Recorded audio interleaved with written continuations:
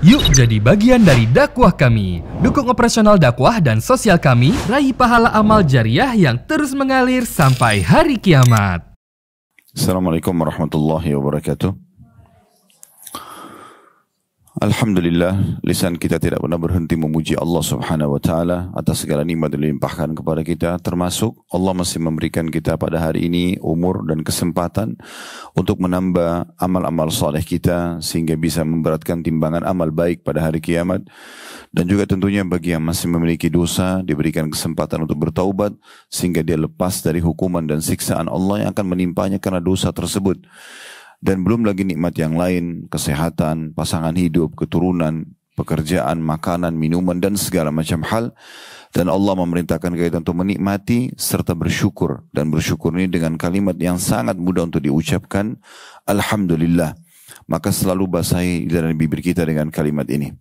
Selanjutnya kita panjatkan salam hormat kita kepada utusan Allah Nabi besar Muhammad sallallahu alaihi wa ala alihi wa sahbihi wasallam sebagaimana telah Allah perintahkan kepada kita, dan tentunya sebagai balas jasa atas 23 tahun umur beliau dihabiskan untuk agama ini, 13 tahun di fase Mekah, semuanya dengan siksaan, hinaan, bahkan puncaknya diusir dari kampung halamannya. Serta 10 tahun di Madinah, fase perjuangan dan penyempurnaan agama ini sehingga akhirnya sempurnalah agama Islam dan sampai kepada kita dengan ajaran yang baik dan juga sudah mudah untuk diamalkan. Melanjutkan pada buku kita, buku Meraih Pahala Besar dengan Amalan Ringan. Dan kita masih dalam bab masjid. Pada kesempatan yang lalu kita sudah jelaskan masalah masjid ini adalah tempat yang paling mulia di muka bumi. Dan setiap muslim sangat dianjurkan agar dia memiliki atau membangun masjid sendiri. Semampu dia. Dan barang siapa yang membangun rumah Allah di muka bumi dengan ikhlas, maka Allah akan membangunkan baginya istana di surga, pengganti daripada masjid tersebut. Dan kita tahu masjid ini tempat syiar solat, dikumandangkannya 5 waktu solat atau 5 waktu yang diwajibkan untuk solat setiap harinya, subuh, duhur, asar, maghrib, dan isya. Serta juga dikumandangkannya panggilan untuk solat Jumat yang wajib bagi kaum laki-laki sepekan sekali.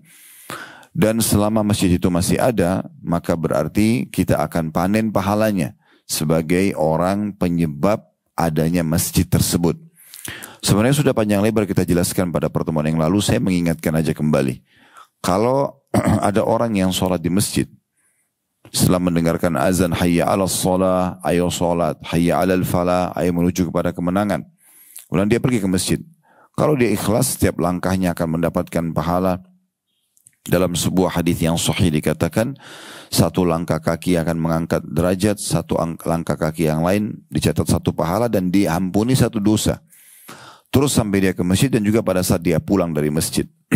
Begitu juga ada doa yang dia bisa dapatkan pada saat masuk masjid dengan kaki kanan. Baca doanya, dapat pahala, kaki kanan masuk ke masjid, dapat pahala. Nanti juga kalau keluar dari masjid dengan kaki kiri dan ada doa yang dibaca, juga ada pahala sendiri. Dia sholat Qobliyah misalnya, dia doa antara azan dan iqamah, dia mendapatkan takbiratul ihram pertama imam, semua itu keutamanya sangat besar. Ya, ini mungkin ada bab sendiri untuk dibahas masalah itu ya. Tapi ini semua punya keutamaan yang sangat besar. Nah, kalau orang pergi ke masjid dan dia kerjakan semua itu, dia dapat apa yang Allah telah janjikan tergantung kadar keikhlasan dia. Kalau seseorang ini, dia tidak cukupkan dirinya sampai di situ. Tapi dia coba mengajak orang lain untuk sholat bersama dia. Termasuk ibu-ibu misalnya di rumah mengingatkan suaminya, mengingatkan anaknya, sudah azan, sholat di masjid ya, misal contoh. Lalu mereka pergi ke masjid, atau orang yang kita ajak ini pergi ke masjid. Maka kita panen pahala, dan juga kita panen pahala mereka karena kita mengajak mereka menuju ke masjid. Namun ada orang yang jauh lebih besar pahalanya. Karena dia akan panen pahala semua orang yang sholat di masjid itu. Yaitu orang yang mewakafkan tanahnya, atau orang yang membangun masjidnya. Pernah di masa Nabi Muhammad SAW pada saat beliau jelaskan hadis yang pernah kita paparkan pada pertemuan yang lalu ya. Hadisnya yang ada di halaman 27 ini sudah pernah kita bahas yang lalu. Tapi saya bacakan lagi. Kata Nabi SAW, "Man bana masjidan Siapa yang membangun masjid? Qala Bukair, berkata perawi hadis, hasibtu annahu qala yabtagi bihi wajh Allah. Dan perawi hadis mengatakan, saya mengira Nabi SAW mengatakan, yang berharap wajah Allah atau ikhlas karena Allah, banallahu lahu mithlahu fil jannah. Allah akan membangunkan baginya yang semisalnya di surga. Maka ada seorang sahabat yang sempat bertanya mengatakan, ya Rasulullah, tidak semua orang mampu membangun masjid. Karena bangun masjid ya butuh biaya yang besar, tergantung kadar besar atau kecilnya masjid tersebut. Tapi walaupun kecil tetap aja butuh biaya.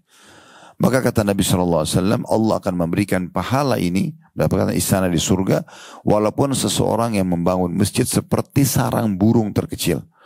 Jadi kita bisa lihat burung-burung kecil, kalau mereka buat sarang sesuai dengan postur tubuhnya, mungkin lebih kecil dari ya cakupan telapak tangan kita. Seperti itu saja dia bangun, dia menyumbang, ya kadarnya hanya sebesar itu, maka sudah cukup dia akan dapatkan istana di surga. Saya berikan contoh pada pertemuan kita yang lalu, misalnya Bapak Ibu lagi lewat di sebuah masjid, lagi ada renovasi atau pembangunan, dan mereka meletakkan kotak amal di situ. Berikan walaupun cuma Rp10.000, Rp100.000, Rp50.000. Kalau uang itu digabungkan untuk pembangunan, pembelian semen, pembelian batu bata, apalah yang digunakan untuk pembangunan masjid tersebut, maka kita juga sudah dapat istana di surga. Walaupun beda pahalanya antara orang yang hanya menyumbang kecil dengan orang yang membangun masjid utuh tentunya ya.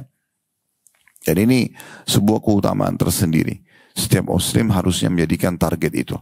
Banyak celah Bapak Ibu bisa mendapatkan pahala ini, misal dengan ikut serta dengan masjid yang sedang dibangun renovasi tadi yang saya sudah kasih contoh, mungkin dekat rumah, di pinggir jalan, kita lagi lewat, ada yang sedang meletakkan kotak amal, atau Anda ikut dengan yayasan sosial yang memang punya program untuk pembangunan masjid. Seperti kami di yayasan, mungkin Bapak Ibu bisa lihat di depan kita punya ada satu stand kecil yayasan, itu punya program juga pembangunan masjid, renovasi masjid, AC buat masjid, karpet buat masjid, dispenser buat masjid, perpustakaan buat masjid, semuanya buat masjid, rumah Allah Subhanahu wa taala. Itu pahala yang luar biasa melimpah.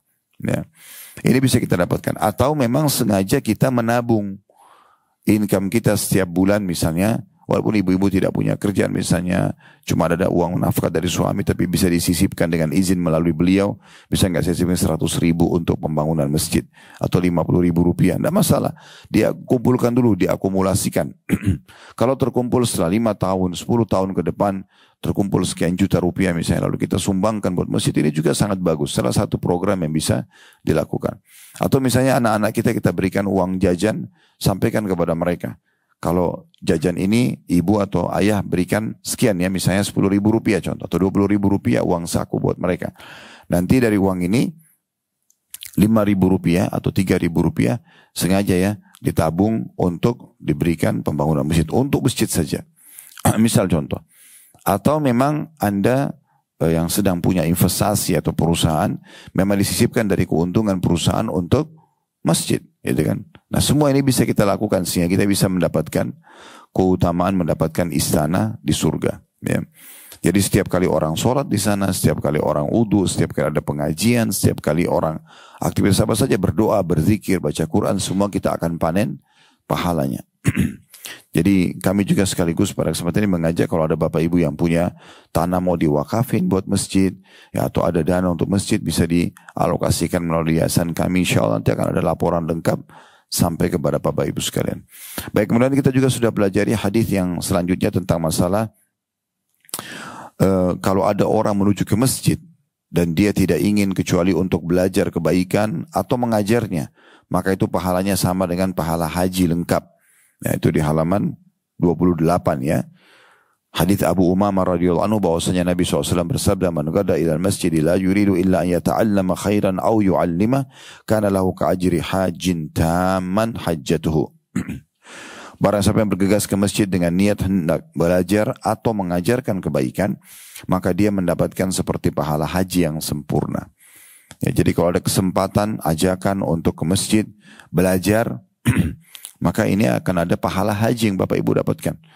Kalau mau ikuti kajian kami setiap Rabu malam, antara maghrib isya ada di Blok M Square.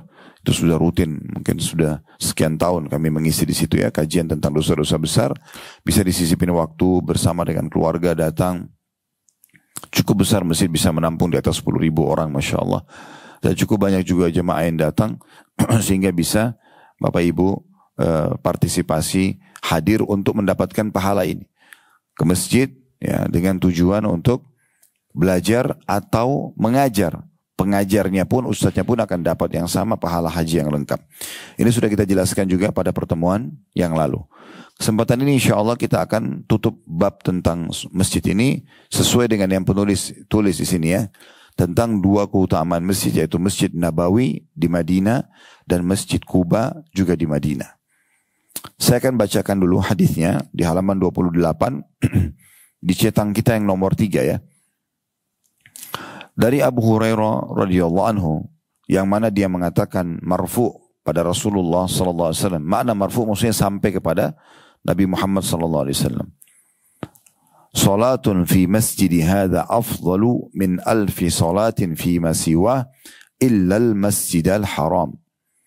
Salat di masjidku ini, maksudnya Masjid Nabawi di Madinah, lebih utama daripada 1000 kali salat di tempat lain kecuali Masjidil Haram.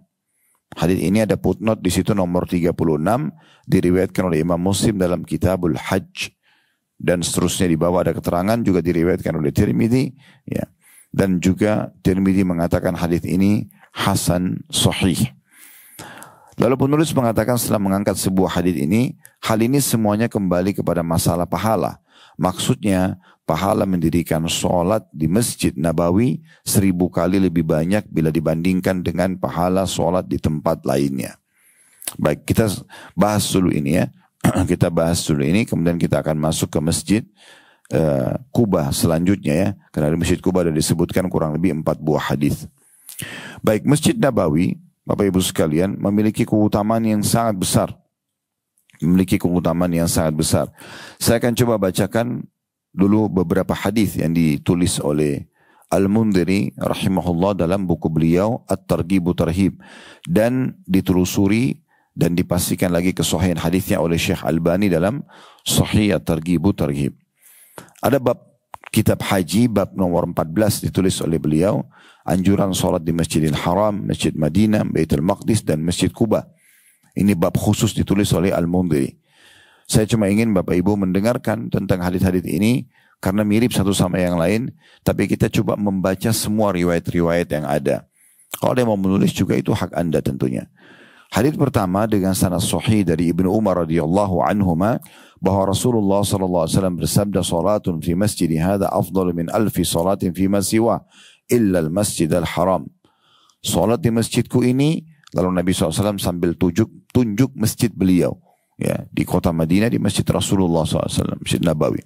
Tentu yang sudah haji umrah tidak asing karena pasti termasuk paket pada saat kita haji umrah menuju ke kota Madinah dan sholat di Masjid Nabawi. Beliau tunjuk, sholat di masjidku ini akan lebih baik 1000 kali lipat dibandingkan sholat di tempat lain kecuali Masjidil Haram. Apa alasannya Masjidil Haram di sini dikecualikan? Karena Masjidil Haram nanti akan dikuatkan dengan hadis lain, itu mendapatkan 100.000 pahala. Hadis ini riwayat Muslim, An-Nasai dan juga Ibnu Majah. Riwayat yang kedua dengan sanad sahih juga dari Abdullah bin Zubair radhiyallahu anhuma. Abdullah dan Zubair adalah dua sahabat ya yang dua-duanya tergolong sahabat. Dan untuk Bapak Ibu yang berminat untuk mengikuti kajian kitab yang sekarang saya baca ini, Sahih At-Targhib Tarhib, itu kita ada bedah setiap hari Jumat ya. Setiap hari Jumat di Tebet Mas, ya, ada yang online, kadang-kadang ada yang offline, tergantung ya. Tapi itu cukup lama sudah berjalan dan kita sedang membedah buku ini. Ya, seingat saya buku ini ada 6 jilid dan ini yang saya bacakan sekarang berada di jilid 3 ya. Dan kalau teman-teman mau ikuti di playlist YouTube juga bisa, tinggal ketik di Khalid Basalamah Official, klik logonya, cari playlist di YouTube, ada tulisan playlist, kemudian diklik cari Sahih At-Targhib Tarhib, akan keluar semua bahasan tentang buku ini tentunya ya. Nanti juga kalau selepas ini teman-teman mau miliki bukunya tinggal dibeli, atau kalau mau difoto nanti bisa foto dari buku yang sedang saya baca ini supaya bisa tersimpan di handphonenya hadis-hadis yang saya bacakan. Hadis nomor 2 tentang keutamaan Masjid Nabawi dengan sanad sahih dari Abdullah bin Zubair radhiyallahu anhu bahwa Rasulullah sallallahu alaihi wasallam bersabda, "Salatun fi masjidi hadza afdal min alfi salatin fi ma siwahu min al-masajid illa al-masjid al-haram wa salatun fi masjid al-haram afdal min 100 salatin fi hadza." Satu kali solat di masjidku ini lebih utama daripada 1000 kali solat di masjid-masjid lainnya kecuali Masjidil Haram, Masjid Haram Mekah. Dan satu kali solat di Masjidil Haram lebih utama daripada 100.000 solat di masjid ini. Ya, jadi maksudnya Masjidil Haram jauh lebih besar lagi. Tapi kita sedang bicara Masjid Nabawi yang lebih baik 1000 kali dibandingkan tempat lain. Hadis ini riwayat Ahmad, Ibnu Khuzaimah dan Ibnu Hibban. Dan Ibnu Hibban menambahkan yakni fi Masjidil Madinah. Maksudnya adalah Masjid Madinah. Riwayat yang ketiga dengan sanad sahih diriwayatkan oleh Al-Bazzar dari Nabi SAW. Beliau bersabda, bahwasanya Nabi SAW bersabda, "Salatun fi masjid hadha afdal min alfi salatin fi ma siwa min al-masajid ila al-masjid al-haram fa innahu yuridu alaihi 100 salah." Satu kali solat di masjidku ini lebih utama daripada 1000 kali solat di masjid-masjid lainnya. Kecuali Masjidil Haram karena ia melebihinya sebanyak 100 kali solat. Dengan sanad sahih. Hadis yang ketiga yang saya bacakan berarti menunjukkan Masjidil Haram lebih baik atau lebih besar pahalanya dari Masjid Nabawi 100 kali lipat dari 1000 itu. Maka angkanya 100.000. Ya. Kemudian hadis yang ketiga dengan sanad sahih dari Jabir radhiyallahu anhu bahwasanya Rasulullah sallallahu alaihi wasallam bersabda, "Salatun fi masjidi afdal min alfi salatin fi ma siwa illa al-masjid al-haram wa salatun fi masjidil haram afdal min 100 alfi salatin fi ma siwa." Satu kali solat di masjidku ini lebih utama daripada 1000 kali solat di masjid lainnya kecuali Masjidil Haram. Dan satu kali solat di Masjidil Haram itu lebih utama daripada 100.000 solat dibandingkan masjid lainnya.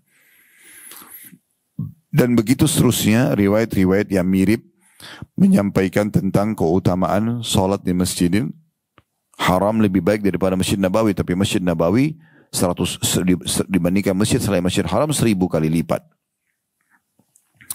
Lalu ada hadis yang lain, ya, riwayat nomor 5, riwayat nomor 4 saya langkahi karena mirip sekali lafadznya tadi dengan nomor 3. Riwayat nomor 5 dengan sanad sahih di ghairihi, Al-Bazzar juga meriwayatkan dari Aisyah radhiyallahu anha, dia berkata bahwasanya Rasulullah sallallahu alaihi wasallam bersabda, ana khatamul anbiya'i wa masjidi khatamu masajidil anbiya'. Ahaqqul masajidi an yuzara wa tushadda ilaihi ar-rawahil al-masjidul haram wa masjidi wa salatun fi masjidi afdalu min alfi salatin fi ma siwahu min al-masajid illa al-masjid al-haram. Aku adalah penutup para nabi, kata Nabi Muhammad SAW, maksudnya setelah beliau tidak ada lagi nabi. Jadi semua yang mengaku nabi setelah Nabi Muhammad berarti palsu. Dan masjidku ini, lalu beliau tunjuk masjid beliau di Madinah adalah penutup masjid para nabi. Maksudnya tidak ada lagi nabi setelahku dan tidak ada lagi yang bisa mengaku masjid nabi setelah masjidku ini. Sebelum Nabi Muhammad SAW ada nabi-nabi, ya, tapi yang diakui sebagai masjid nabi yang masih ada sampai sekarang dan jelas keutamaannya adalah masjid Nabi SAW dan Masjid Haram Mekah serta masjid, ya, Aqsa di Palestina. Tapi setelah Nabi SAW tidak ada lagi nabi yang bangun masjid karena itu masjid terakhir, ya. Lalu beliau mengatakan masjid yang paling berhak dikunjungi artinya rutin lagi dijadikan sebagai sebuah program dan dilakukan safar menuju kepadanya adalah Masjid Haram di Mekah, umrah, sholat, haji, ya. Dan masjidku ini ditunjuklah oleh beliau Masjid Nabawi. Sering datang ke sini, seakan-akan Nabi SAW katakan begitu, ya. Satu kali sholat di masjidku ini lebih utama daripada 1000 kali sholat di masjid-masjid lain kecuali Masjidil Haram. Dari hadis-hadis yang kita bacakan ini ada penekanan untuk sering mendatangi Masjid Nabawi dan mengejar 1000 kali lipat dibandingkan masjid lain. Jadi kita bayangkan teman-teman kalau kita sholat duhur tadi di Indonesia ini, di kota manapun selain Madinah dan masjid selain Mekah, Masjid Haram, kita kalau sholat cuma dapat 1 pahala duhur misalnya, kita ke Masjid Nabawi 1000 kali duhur. Jadi sama kita salam sholat duhur tadi, berdiri lagi sholat duhur lagi yang kedua. Salam berdiri lagi sholat duhur yang ketiga. Salam berdiri lagi sholat duhur yang keempat sampai 1000 kali. Jadi ini betul-betul pahala yang sangat besar. Dan harusnya setiap muslim selalu menjadikannya sebagai program hidupnya. Bagaimana dia rutin mengulangi haji dan umrah, mendatangi Masjid Haram Mekah 100.000 dan meninggalkan tempat lain, dan Masjid Nabawi 1000. Ya. Ini bisa diprogramkan. Dan kalau ada yang mengatakan tapi kan biayanya besar, kita tinggal order kepada Allah. Bilang, ya Allah mudahkan buat saya agar saya sering mendatangi Masjid Nabawi ini atau Masjid Haram Mekah. Mudahkan hambamu mengulang-ulangi umrah dan haji. Itu kita kerjakan. Karena memang hadis tentang haji dan umrah ada anjuran untuk pengulangan, ya. Sudah kita singgung pada pertemuan-pertemuan kita yang sebelumnya. Sebagaimana sabda Nabi SAW, rutinkan haji dan umrah itu. Karena keduanya akan menghilangkan kesusahan hidup, ya, kemiskinan dan dosa-dosa. Sebagaimana pandai besi menghilangkan karat dari besi, emas dan perak. Dan haji mabrur tidak ada balasannya kecuali surga. Berarti kita rutin disuruh pergi ke sana. Hadits ke-6 dengan sanad sahih dari Abu Sa'id radhiyallahu anhu, ia berkata, "Dakhaltu ala Rasulillah sallallahu alaihi wasallam fi baiti ba'di nisa'ihi." Suatu hari aku pernah masuk menemui Nabi SAW di salah satu rumah istri-istri beliau. Fakultu ya Rasulullah, ayyul masjidaini alladhi ussisa ala taqwa. Aku ingin tanya, masjid mana yang Allah masukkan dalam Al-Quran, masjid yang dibangun di atas asas ketakwaan. Fa'akhada kaffan min hasa. Maka Nabi SAW mengambil beberapa butir batu atau kerikil, segenggam kerikil. Fadharaba bihil ard. Kemudian beliau letakkan di tanah. Kebetulan itu di masjid beliau, ya. Qala huwa masjidukum hadha li masjidil Madinah. Maka beliau mengatakan masjid yang dibangun di atas asas ketakwaan adalah masjid ini. Karena dalam Al-Quran Allah mengatakan la masjidun ussisa ala taqwa ahaqqu an taquma fi, ya. La masjidun ussisa ala taqwa min awwal yawmin ahaqqu an taquma fi.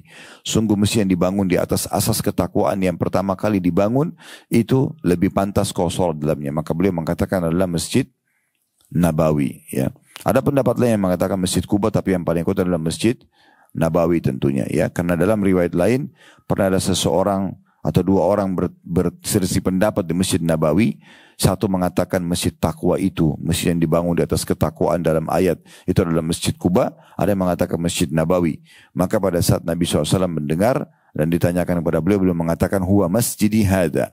Beliau mengatakan dimaksud adalah masjidku ini. Kemudian juga kalau pernah dengar tentang keutamaan Baitul Maqdis, ya. Baitul Maqdis ini Masjid Aqsa, ya. Dan ini juga kami sarankan agar Bapak Ibu sekalian sesekali berdoa kepada Allah SWT agar Allah mudahkan untuk bisa datang berkunjung ke sana, karena ini salah satu masjid yang besar sekali keutamaannya. Di antaranya adalah hadis Nabi SAW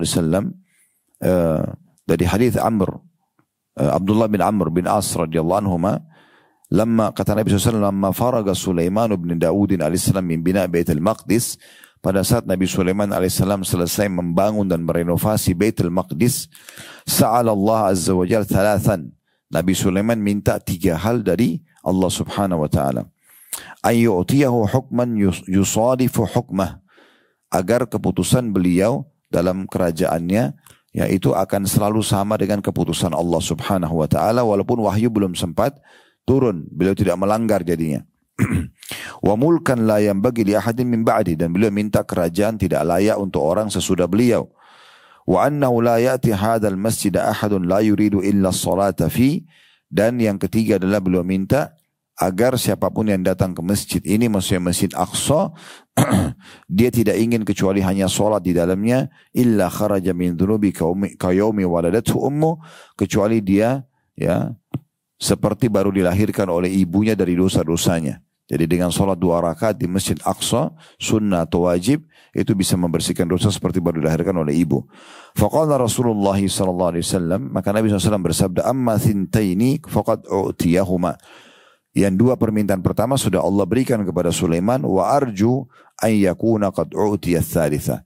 Dan aku juga berharap Allah berikan kepada beliau yang ketiga. Maksudnya siapapun yang sholat di Masjid Aqsa akan mendapatkan pembersihan dosa seperti baru dilahirkan oleh ibunya.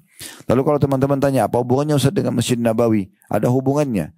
Karena hadis setelahnya Dan ini hadis terakhir yang kita bahas tentang masalah Masjid Nabawi ya.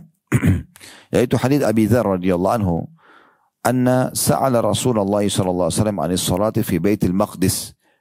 Pernah beliau Abi Dzar bertanya kepada Nabi SAW tentang keutamaan solat di Baitul Maqdis, di Masjid Aqsa. Dapat apa sih kalau solat di sana? Afdalu au fi Masjid Rasulullah sallallahu alaihi wasallam. Apakah solat di sana lebih afdal, lebih besar pahalanya daripada Masjid Rasulullah SAW di Madinah, Masjid Nabawi? Faqala salatun fi masjid hadha afdal min 4 salawatin fih. Ketahuilah bahwasanya solat di masjidku ini, Masjid Nabawi, lebih afdal 4 kali lipat dibandingkan solat di Masjid Aqsa. Berarti Masjid Aqsa mendapatkan 250 pahala solat. Ya. Karena di Masjid Nabawi 1000, Masjid Aqsa itu lebih kurang 4 kalinya. Maksudnya Masjid Nabawi 4 kali lebih afdal daripada Baitul Maqdis. Wala ni'mal musalla, tapi ketahuilah Baitul Maqdis adalah sebaik-baik tempat untuk solat. Huwa ardul mahsyari wal mansyar, dan ketahuilah dia tempat hari kebangkitan nanti pada hari kiamat. Wala ya'tiyanna 'alan nasi zamanun wala qaidu sautin aw qala qausur rajuli haitsu yura minhu Baitul Maqdis khairun lahu aw habbu ilaihi minad dunya jami'a. Dan akan datang nanti satu masa di mana seseorang itu memiliki tanah seperti busur panah dia, atau seperti pecut kudahnya, ukuran seperti mungkin 1-2 meter saja tanah, tapi dia bisa lihat Baitul Maqdis lebih dia sukai daripada dunia dan seluruh isinya. Ya, ini yang dimaksud tentang keutamaan Baitul Maqdis. Baik, ini tentang hadis-hadis ya, cukup panjang tadi, banyak saya bacakan keutamaan Masjid An-Nabawi. Dan ini menandakan memang keutamanya sangat besar. Di Masjid Nabawi ada banyak hal yang bisa kita dapatkan. Yang pertama, kita bisa sholat 1000 kali lipat. Ini kalau sholat sendiri. Kalau teman-teman datang, sholat sendiri. Misalnya sholat tahajud, sholat duha, tahiyat masjid, sholat wudu, ya, sholat taubat di Masjid Nabawi. 1000 kali lipat dibandingkan tempat lain. Kalau sholat berjamaah, akan dikali lipat 25 kali lipat. Ya, berarti sama dengan 25.000 pahala sholat. Karena 1000 tadi kalau sholat sendiri. Kalau sholat berjamaah berarti 25 kali lipat sebagaimana dijelaskan dalam hadis yang lain, dan akan ditinggikan 27 derajat. Ini yang kita dapatkan pertama. Yang kedua, kita akan mendapatkan keutamaan tersendiri mengikuti hadis Nabi SAW atau mengikuti contoh dari Nabi SAW. Kan Nabi suruh kita datang ke masjidnya untuk sholat. Ini ada pahala sendiri. Kita datang ke Madinah selain dari sholatnya, karena datang ingin sholat, ini ada pahala sendiri. Pahala untuk mengikuti sunnah Nabi SAW.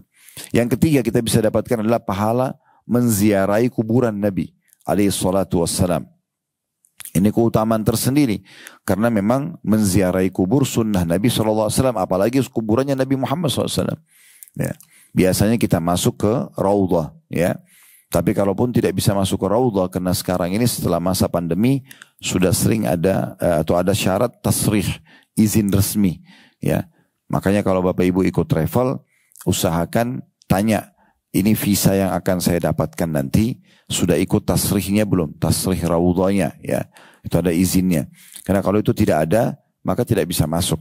Ya, biasanya juga ada yang nakal tanda kutip, mereka jual yang palsu, gitu kan. Akhirnya jemaah pada saat mau masuk gak dilarang, gak bisa masuk. Nah ini contohnya harus hati-hati. Tapi kalau kita ziarah kuburan Nabi SAW, maka berarti kita akan mendapatkan pahala tersendiri. Karena ziarah kuburan Nabi termasuk sunnah, ya. Kita juga yang keempat bisa ziarah kuburan Abu Bakar sama Umar. Karena berada di situ, ya, di Masjid Nabawi itu sendiri. Ya. Dan Masjid Nabawi ini Bapak Ibu sekalian, kata para ulama, walaupun awal dibangun hanya lokasi Raudhah itu, yang kata Nabi SAW, antara rumahku sama mimbarku taman dari taman surga, itu tanah awal yang Nabi SAW beli dari anak yatim. Dari Masjid Nabawi beliau beli pakai uangnya sendiri, lalu beliau bangun masjid itu. Tapi kata para ulama, selama masjid itu diperluas, karena sudah melalui beberapa kali renovasi, walaupun seluas seluruh kota Madinah, selama safnya nyambung, maka pahala 1000 akan didapatkan. Nah tetapi tidak didapatkan kalau safnya tidak nyambung. Seperti misalnya saya pernah lihat ada orang yang sholat, dia ikut imam Masjid Nabawi, tapi dia sholatnya di pelataran yang sangat jauh. Seperti orang-orang yang punya toko di dekat Masjid Nabawi itu. Saya pernah, kemarin baru beberapa hari yang lalu kami baru balik umroh.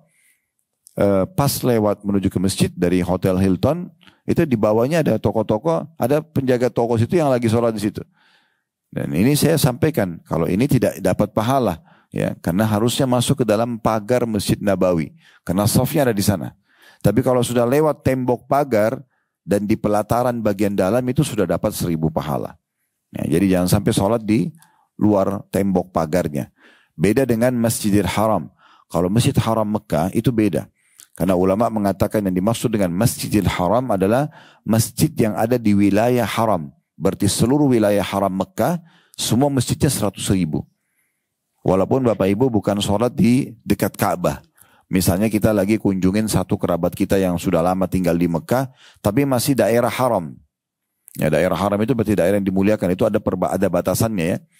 Maka kita sholat di masjid di dekat rumah itu pun, ya, maka akan sama 100.000 pahalanya. Nah, ini yang dimaksudkan dengan keutamaan Masjid Nabawi itu sendiri. Sekarang kita masuk membaca tentang lanjutannya ya, bahasan di buku kita, masjid yang kedua, Masjid Quba. Di sini penulis mengangkat 4 buah hadis. Hadis yang pertama di halaman 29 dari Usaid bin Zuhair al-Ansari radhiyallahu anhu, dari Nabi SAW, beliau bersabda, "Salatun fi Masjid Quba ka'umrah." Salat di Masjid Quba adalah seperti melaksanakan umroh. Ya. Jadi salat apapun, salat sunnah, salat tahiyat masjid, salat duha, salat apapun. Tentu kalau kita lagi umroh atau haji biasanya travel membawa city tour di Madinah dan sudah satu paket akan mampir di Masjid Quba. Nah, ini dapat pahala umroh. Dan Bapak Ibu selama ada di Madinah, kalau masih ada kesempatan, pergi lagi ke Quba selain jadwal travel kan bisa saja. Ya, dengan minta mutawif temanin misalnya untuk tetap mendapatkan keutamaan ekstra kalau mau ya. Karena ini pahalanya sama persis dengan umroh. Sholat 2 rakaat hanya 2 menit, 3 menit saja. Tapi bisa mendapatkan pahala umroh yang harus kita selesaikan 3 jam. Ya. Tapi perlu digarisbawahi, bukan berarti keutamaan ini menggugurkan sunnah bagi seseorang mengerjakan ibadah umroh, ya. Jadi umroh tetap dikerjakan, tapi kalau orang kebetulan di Masjid Quba karena keutamaan tempat itu, ya, Allah Subhanahu wa taala berikan dia pahala umroh. Itu ada putnot nomor 37 di bawah, ya. Hadis ini diriwayatkan oleh Ibnu Majah. Hadis yang kedua tentang Quba dari Sahal Ibn Hunayf radhiyallahu anhu, ia berkata Rasulullah sallallahu alaihi wasallam bersabda, "Man tatahhara fi baiti thumma ata masjid Quba fa shalla fihi salatan kana lahu ka ajri umrah." Barang siapa yang bersuci di rumahnya lalu datang ke Masjid Quba dan mendirikan salat di dalamnya, ya, maka ia mendapatkan pahala seperti mengerjakan umroh. Hadis ini diriwayatkan sama, ada footnote di situ nomor 38 ibid, maksudnya lanjutan daripada footnote sebelumnya ya, diriwayatkan oleh Ibnu Majah tentang keutamaan Masjid Quba. Namun di sini ada tambahannya, ya, untuk mendapatkan pahala umroh itu dianjurkan agar kita sudah siap-siap dari rumah atau kalau kita yang sedang berkunjung di hotel kita. Ya, kita sudah beruduk dari hotel, kemudian ke Masjid Quba, lalu sholat 2 rakaat di sana atau lebih, maka akan mendapatkan pahala umroh. 2 hadis terakhir tentang masalah Masjid Quba ini. Hadis yang ketiga, Abdullah bin Dinar radhiyallahu anhu mengabarkan bahwasanya dia mendengarkan Abdullah bin Umar radhiyallahu anhuma berkata, "Kana Rasulullah sallallahu alaihi wasallam ya'ti Quba rakiban wa masya." Rasulullah SAW mendatangi Masjid Quba dengan berkendaraan juga berjalan kaki. Hadis diriwayatkan oleh Imam Muslim. Nah, jadi kita bisa mencontohi sunnah Nabi ini. Sesekali kita bisa naik kendaraan, sesekali juga kita bisa jalan kaki. Dan sekarang pemerintah Saudi, khususnya pemerintah kota Madinah sudah membuat jalur untuk berjalan kaki dari Masjid Nabawi ke Masjid Quba. Ya, itu kurang lebih seperti garis lurus saja ya. Dari arah kiblat Masjid Nabawi lurus saja jalan kita akan sampai ke Masjid Quba. Ya, mungkin ada di antara kita yang lowong di waktu dia di Madinah, di malam hari selepas Isya misalnya, dia ingin jalan kaki, dia ingin sholat sunnah di sana, itu juga sangat bagus. Jadi Nabi SAW datang ke Masjid Quba, kadang-kadang menunggangi kendaraan, kadang-kadang juga berjalan kaki. Hadis terakhir dalam riwayat lain disebutkan, Ra'aitun Nabiya SAW ya'tihi kulla sabt. Abdullah bin Umar mengatakan, aku melihat Rasulullah SAW sering mendatangi Masjid Quba setiap hari Sabtu. Setiap hari Sabtu. Ini diriwayatkan oleh Imam Muslim juga.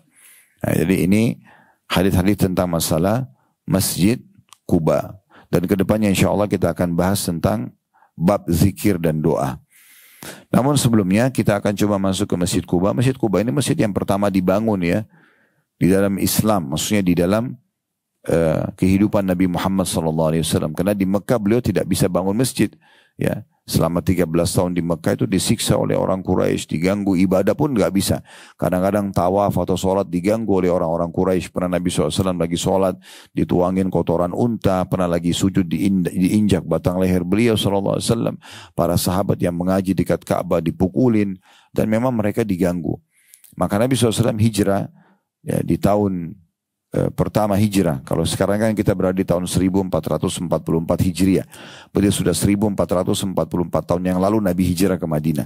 Nah di tahun pertama Hijriah, Nabi SAW hijrah ke Madinah. Beliau paling pertama kerjakan bangun Masjid Quba.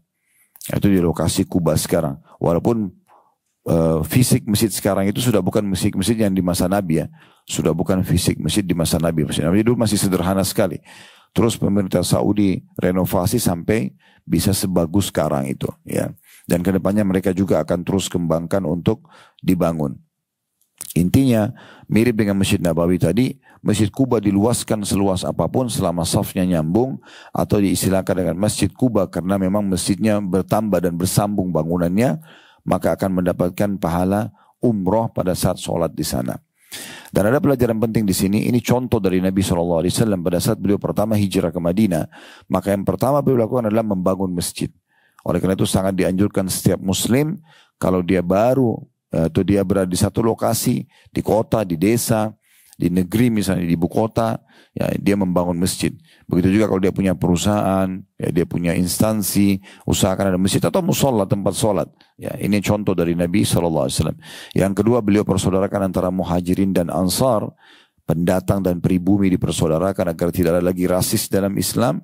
Kemudian yang ketiga beliau tulis muahadah atau kesepakatan damai dengan orang-orang non muslim agar sama-sama membela kota Madinah. Baik, Masjid Quba ini ya sebagaimana sudah kita sebutkan tadi akan mendapatkan keutamaan ya umroh, ya lengkap pahala umroh tersebut. Dan cukup banyak hadis yang disebutkan ya tentang Nabi SAW, apa yang beliau lakukan di Masjid Quba, maksudnya kapan beliau datang, yaitu beliau sholat di Masjid Quba di setiap hari Sabtu berkendaraan tadi atau jalan kaki. Namun ada sebuah hadis ya atau mungkin beberapa hadis yang ingin saya sampaikan tambahannya. Hadis yang disebutkan oleh Al-Mudhir dalam kitab Al-Hajj, ya, kitab haji beliau. Hadis dari Amr bin Sa'ad dan Aisyah binti Sa'ad radhiyallahu anhu majma'in. Mereka berdua telah mendengarkan dari ayahnya Sa'ad radhiyallahu anhu. Dia berkata, la an usalliya fi masjid Quba ahabbu ilayya min an usalliya fi masjid Baitul Maqdis. Kata beliau, sungguh aku salat di Masjid Quba lebih aku sukai daripada sholat di Masjid Baitul Maqdis. Hadis ini diriwayatkan oleh Al-Hakim dan dikatakan hadis ini sahih sanadnya. Jadi hadis ini luar biasa, berarti memberikan keutamaan lagi berbeda untuk Masjid Quba. Yaitu kalau sholat di Masjid Quba, menurut Sa'ad radhiyallahu anhu, dan beliau dengar itu dari Nabi SAW, lebih beliau sukai. Ya, maksudnya lebih berharap pahalanya besar dibandingkan sholat di Masjid Baitul Maqdis. Tentu di sini cukup banyak penjelasan para ulama, diantaranya karena beliau tinggal di kota Madinah dan Masjid Quba lebih dekat. Kalau Baitul Maqdis terlalu jauh.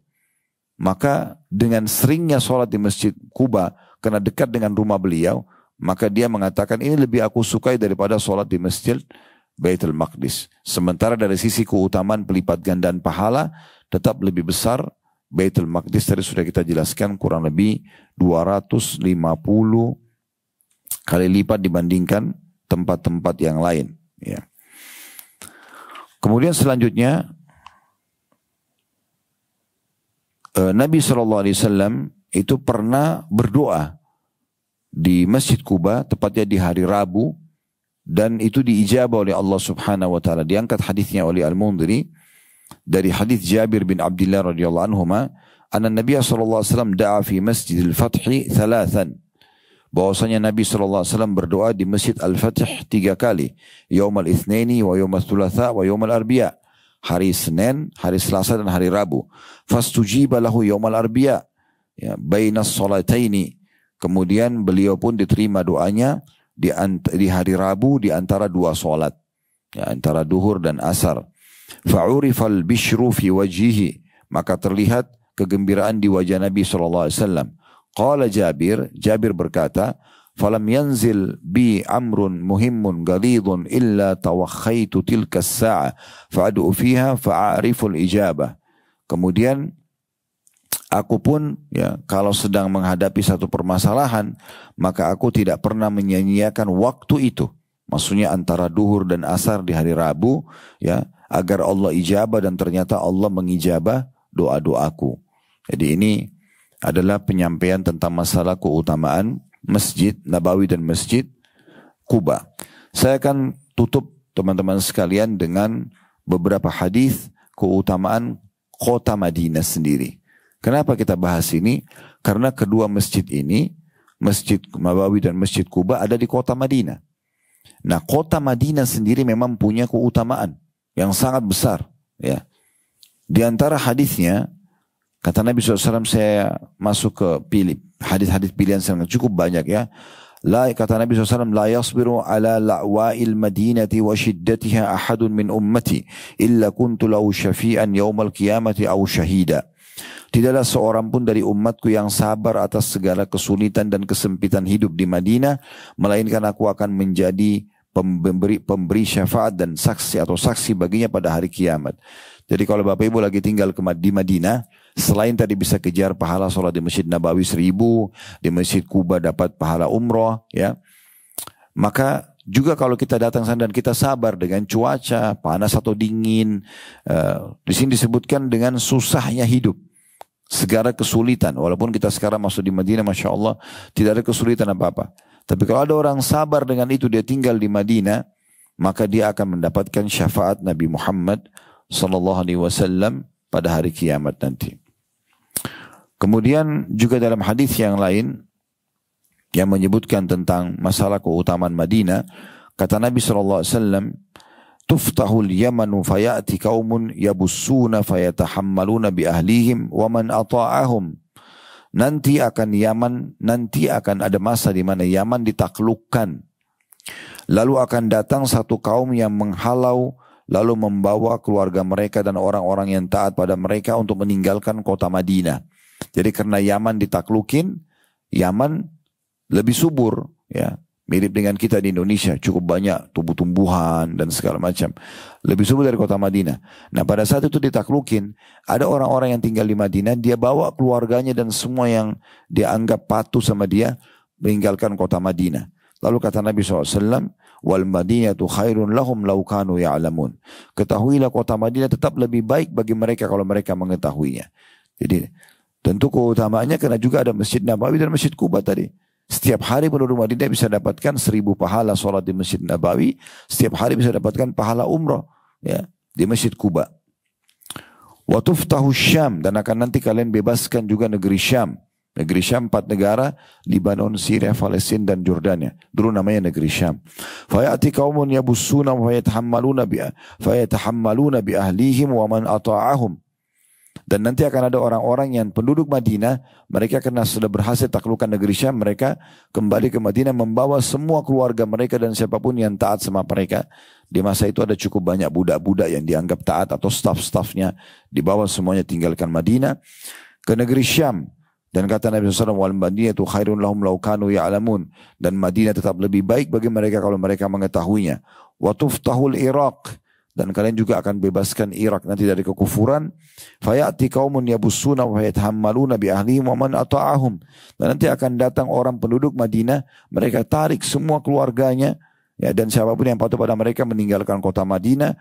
Wal madinatu khairun lahum law kanu ya'lamun. Dan ketahuilah Madinah lebih baik bagi mereka, ya, kalau mereka mengetahui hal tersebut. Selain itu kota Madinah itu juga teman-teman sekalian tidak akan dimasuki oleh Dajjal, tidak akan kena wabah, dan ada hadis yang mulia yang memerintahkan kita untuk hidup di kota Madinah, ya, dan meninggal di sana. Hadisnya adalah hadis yang sahih dari hadis Ibnu Umar radhiyallahu anhu bahwasanya Rasulullah sallallahu alaihi wasallam bersabda, "Man istata'a minkum an yamuta fil madinati falyamut biha fa inni ashfa'u liman yamutu biha." Barang siapa di antara kalian yang mampu meninggal di kota Madinah, maka meninggallah di sana, sebab aku akan memberi syafaat kepada orang yang meninggal di sana. Hadis ini riwayat Tirmidzi. Dalam hadis yang lain, "Man istata'a minkum an yamuta bil madinati falyaf'al fa inni ashhadu liman mata biha." Barang siapa di antara kalian yang mampu meninggal di Madinah, maka meninggallah. Ya, karena sesungguhnya aku akan menjadi saksi bagi orang yang meninggal di Madinah. Dalam riwayat lain, "Man istata'a minkum an yamuta bil madinati falyamut fa innahu man mata bil madinati syafa'atu lahu yaumal qiyamah." Barang siapa yang meninggal di kota Madinah, siapa yang mampu meninggal di Madinah, maka meninggallah di sana. Karena sesungguhnya siapa saja yang meninggal di Madinah, niscaya aku akan memberi syafaat kepadanya pada hari kiamat nanti. Nah, ini berarti karena kota Madinah itu ada Masjid Nabawi, ada Masjid Kuba, ada kuburan Nabi, dan di sanalah Nabi SAW pun wafat, ya. Dan di situ juga disempurnakan agama Allah Subhanahu wa taala selama 10 tahun. Semua ayat-ayat Al-Quran dikenal dengan ayat-ayat Madaniyah, berbicara tentang hukum agama Islam. Kita tahu misalnya puasa Ramadan disyariatkan tahun 2 Hijriah, ya. Begitu juga dengan jihad, begitu juga dengan zakat, begitu juga dengan banyak syariat Allah Subhanahu wa taala disempurnakan di kota Madinah. Maka kota Madinah punya keutamaan tersendiri, tapi puncaknya adalah adanya Masjid Nabawi yang bisa sholat 1000 kali lipat, dan juga Masjid Kuba yang mendapatkan pahala umrah. Dan ada hadis yang menyebutkan tentang keutamaan kota Madinah secara global, ya. Kalau sholat Masjid Haram lebih afdal. Kalau sholat Masjid Haram lebih afdal, ya. Tetapi kalau secara umum, maka kota Madinah bisa dikatakan oleh sebagian ulama lebih afdal daripada, ya, kota Mekah dari sisi bukan sholatnya. Kalau sholat Masjid Haram tidak dikalahkan karena 100.000 pahala. Tapi banyak sekali yang Nabi SAW lakukan dan doakan penduduk Madinah yang tidak didoakan kepada penduduk Mekah. Seperti contohnya hadis Nabi SAW, hadis sahih, diriwayatkan oleh Abu Hurairah, dia berkata, "Kana an-nasu idza ra'u awwal ats-thamari ja'u bihi ila Rasulillah sallallahu alaihi wasallam." Dulu kebiasaan penduduk Madinah, bila mereka melihat hasil buah yang akan mereka panen, yang pertama sekali, buah pertama yang mereka panen, maka mereka membawanya kepada Rasulullah sallallahu alaihi wasallam. Hasil panen pertama mereka langsung bawa kepada Nabi, gitu kan.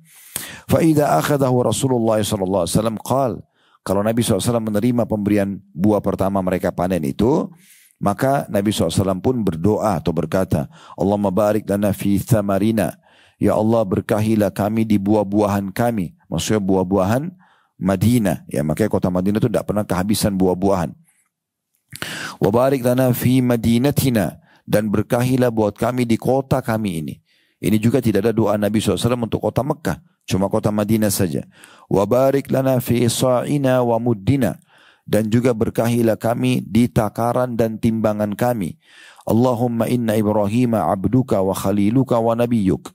Ya Allah, sungguhnya Ibrahim adalah hambamu, kekasihmu dan juga nabimu. "Wa inni abduka wa nabiyyuk." Dan aku juga hambamu dan nabimu. "Wa innahu da'aka li Makkah." Dan dia telah berdoa kepada Allah untuk Mekah, atau dia telah berdoa kepadamu untuk Mekah. "Wa inni ad'uka lil madinati bimithli ma da'aka li Makkah." Maka aku juga berdoa untuk kota Madinah sebagaimana dia telah mendoakan kota Mekah. "Wa mithlihi ma'ah." Dan aku meminta agar engkau melipat gandakan atau memberikan yang serupa untuk kota Madinah. Qala thumma yadu asghara walidin yarahu fayu'tihi dzalika ats-tsamar. Lalu Nabi SAW mencari siapa anak yang paling kecil yang ada di hadapan beliau. Lalu beliau memberikan buah panen tadi yang pertama kali dipetik oleh penduduk Madinah kepada anak kecil tersebut. Kemudian juga ada doa Nabi SAW yang menandakan secara umum Madinah bisa dikatakan lebih afdal daripada Mekah. Kecuali sholatnya. Kalau sholat dan Ka'bah tidak dipungkiri paling afdal. Tapi secara umum kota, maka seperti hadis sahih riwayat Aisyah atau hadis sahih diriwayatkan oleh Al-Mundhiri di sini, dan dari hadis Aisyah radhiyallahu anha bahwasanya Rasulullah sallallahu alaihi wasallam bersabda, "Allahumma habbib ilaina al-Madinata ka hubbina Makkah wa ashad." Ya Allah, buatlah kami cinta kepada Madinah sebagaimana kami cinta kepada Mekah, dan lebihkan cinta kami kepada Madinah itu.